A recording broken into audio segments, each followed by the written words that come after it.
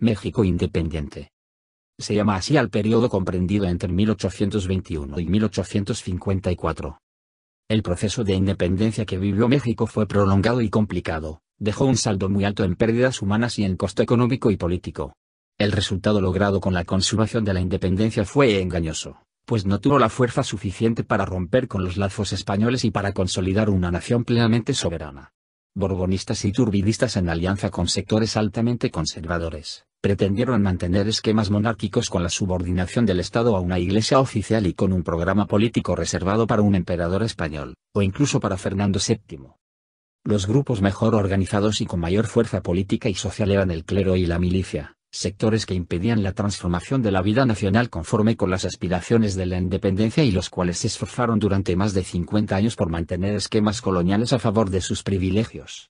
La inestabilidad política y el debilitamiento de la soberanía nacional fueron rasgos de México entre 1821 y 1854, incluso en las décadas posteriores, aunque las reformas liberales establecidas a partir de la Revolución de Ayutla representan una nueva etapa histórica que se analizará más adelante. El primer intento de organización política de la nación mexicana al consumarse la independencia, lo emprendió el propio Iturbide al frente de una junta provisional legislativa y de una regencia con funciones ejecutivas que él mismo representó.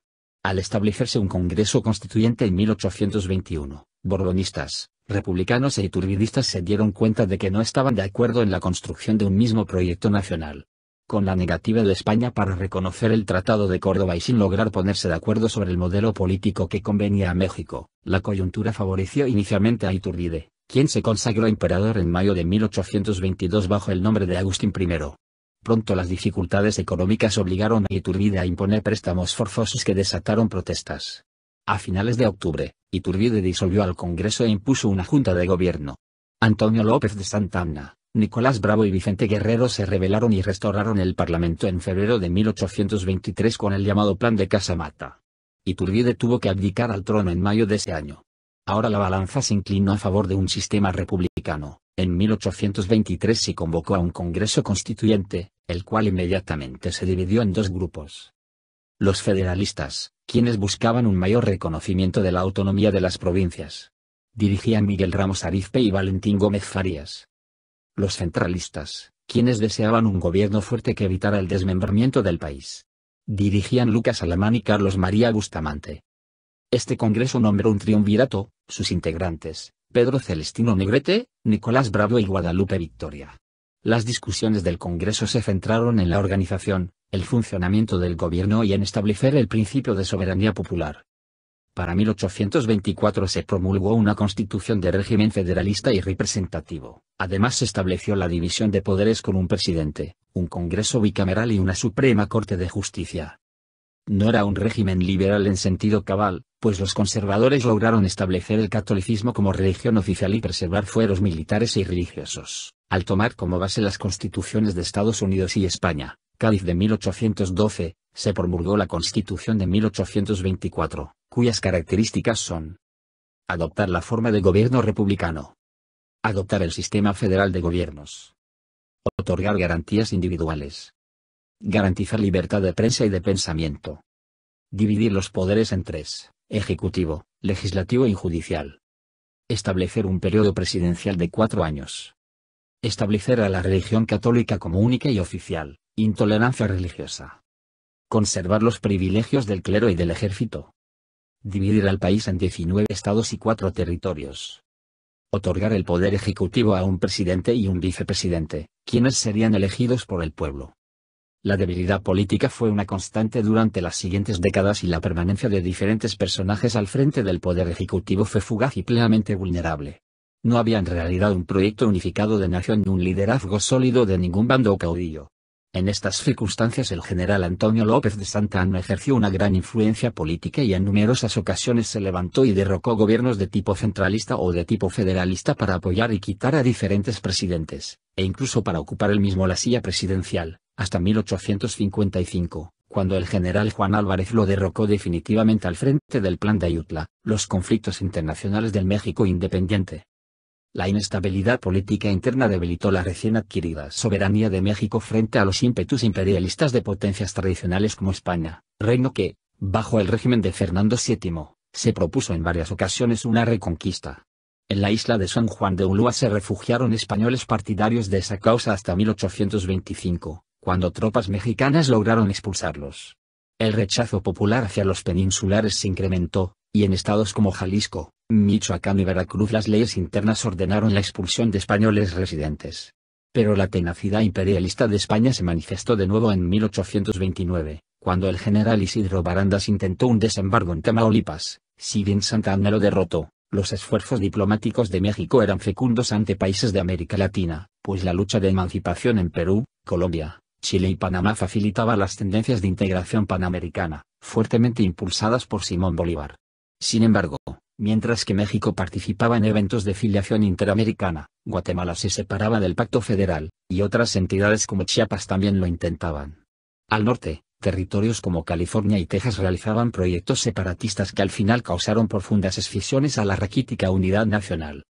En 1838 se suscitó una agresión intervencionista de Francia, resultado de una serie de reclamos por daños y perjuicios contra negocios franceses en México. Las revueltas cotidianas en la vida nacional causaron pérdidas considerables a un pastelero y a otros comerciantes radicados en territorio nacional. El conflicto derivó en el uso de las tropas francesas en costas del Golfo de México. La popularmente conocida como Guerra de los Pasteles concluyó en marzo de 1839. México era víctima de la prepotencia de países poderosos y de una desintegración interna que se prolongó por décadas. Uno de los episodios más costosos fue la separación de Texas y de otras entidades al norte de la República, sobre todo porque al perderse más de la mitad del territorio nacional, en 1848, Estados Unidos se apoderó de Texas, Nuevo México, Arizona, California y Utah.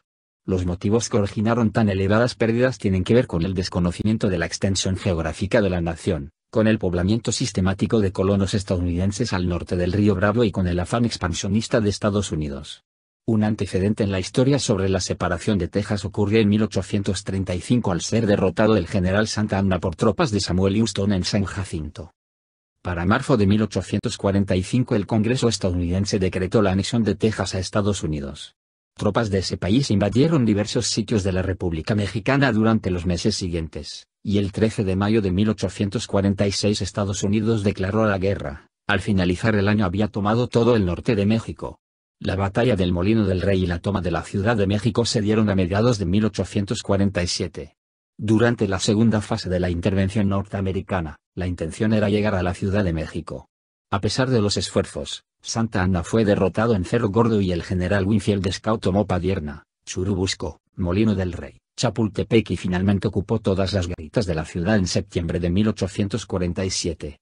Santa Anna renunció a la presidencia el 16 de septiembre. Una vez tomada la ciudad, se nombró un gobierno provisional a cargo de Manuel de la Peña y Peña, ya que Santa Anna había huido del país y con él se había firmado el Tratado de Guadalupe Hidalgo, del que destacan los siguientes puntos. Estados Unidos recorrió sus límites hasta el río Bravo. México perdió más de la mitad de su territorio, Alta California y Nuevo México, 2.400.000 kilómetros cuadrados. Estableció que no daba lugar a reclamaciones posteriores. Afirmó la independencia de Texas. México recibiría 15 millones de pesos como indemnización. Estados Unidos se obligaría a defender la frontera norte de las incursiones bárbaras, situación económica del México independiente. La vida económica y social de México a partir de 1821 fue tan caótica como su situación política externa. La guerra de independencia había generado endeudamiento público y el desastre provocado por intereses opuestos en torno a un sistema de gobierno afectó la capacidad productiva y el flujo de inversiones en la agricultura y el comercio. Se habían perdido rutas para las exportaciones mexicanas y se gastaba excesivamente en armas y tropas. No había un proyecto de desarrollo económico nacional. Tampoco había un programa de desarrollo social, por lo que sectores amplios de la población carecían de servicios públicos y de garantías para su patrimonio. La secuela de la esclavitud se mantenía en muchos rincones del país. La ignorancia, la pobreza y la ausencia de un sistema educativo integraban la realidad cotidiana de la población civil y en México. El endeudamiento y la falta de recursos financieros agravaban la situación y, además, favorecían las presiones extranjeras sobre la soberanía mexicana. En diversas ocasiones el Estado y el caudillismo imponían a hacendados y a la Iglesia préstamos obligatorios para sostener causas militares que desangraban la vida y la economía de los habitantes de la República. Hubo políticas de recaudación de impuestos que solo buscaban mantener gastos de guerra, pero que olvidaban la inversión en el campo o el fomento industrial, y que tampoco generaban gastos de beneficio social. Y la búsqueda por establecer convenios comerciales con otros países fracasaba ante la falta de solidez del Estado y ante la imposibilidad de establecer un modelo de crecimiento.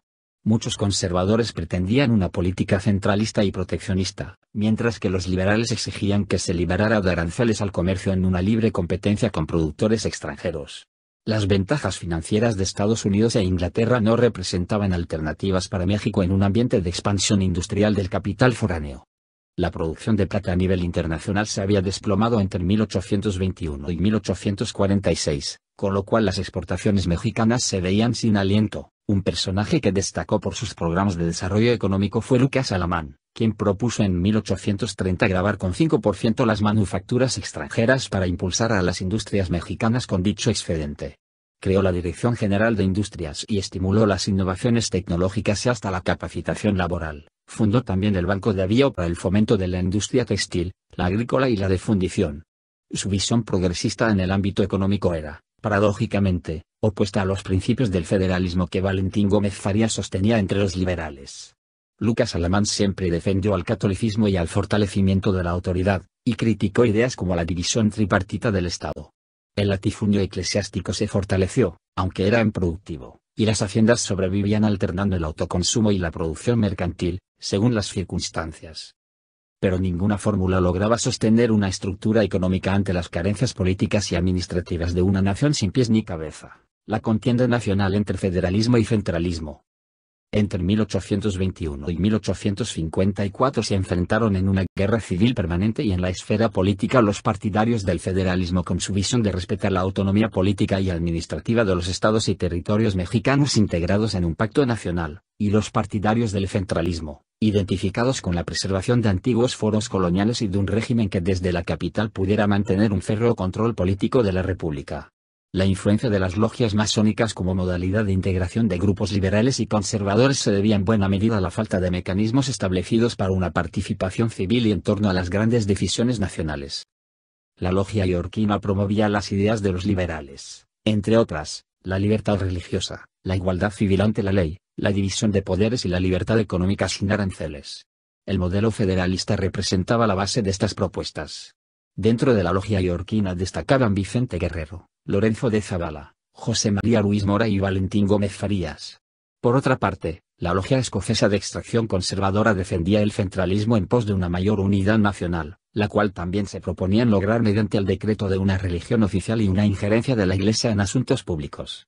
Lucas Alamán, Anastasio Bustamante, Nicolás Bravo y Miguel Barragán sostenían este tipo de ideas. Los proyectos nacionales tan radicalmente opuestos se confrontaron en el ámbito político sin lograr entablar acuerdos ni orientar por un rumbo fijo a la nación. En ocasiones los liberales lograban imponer un gobierno que refrendaba la Constitución de 1824 o que, de manera más radical, aplicaba reformas como la separación de la Iglesia y el Estado, la libertad de cultos y el cobro de impuestos a sectores privilegiados como el clero. El gobierno de Valentín Gómez Farías en 1833 logró estas medidas apoyado por José María Ruiz Mora y Lorenzo de Zavala como ministros de Estado. Pero en otras ocasiones, la contraofensiva de los conservadores al frente del gobierno impulsaba leyes orgánicas con decretos como el Dezmo y los fueros militar y eclesiástico. Personajes como Antonio López de Santa Anna, quien a veces apoyaba a los liberales y a veces a los conservadores, y el general Anastasio Bustamante, participaron en la implantación de las llamadas leyes orgánicas de 1836 bajo las cuales se instituyó el supremo poder conservador por encima de los poderes del Estado, así como el catolicismo y la división del país en departamentos. Pero ni conservadores ni liberales tuvieron certidumbre suficiente, ni liderazgo general para mantener un proyecto de nación capaz de organizar al país y de enfrentar exitosamente las dificultades y retos de la vida nacional durante las décadas posteriores a la consumación de la independencia.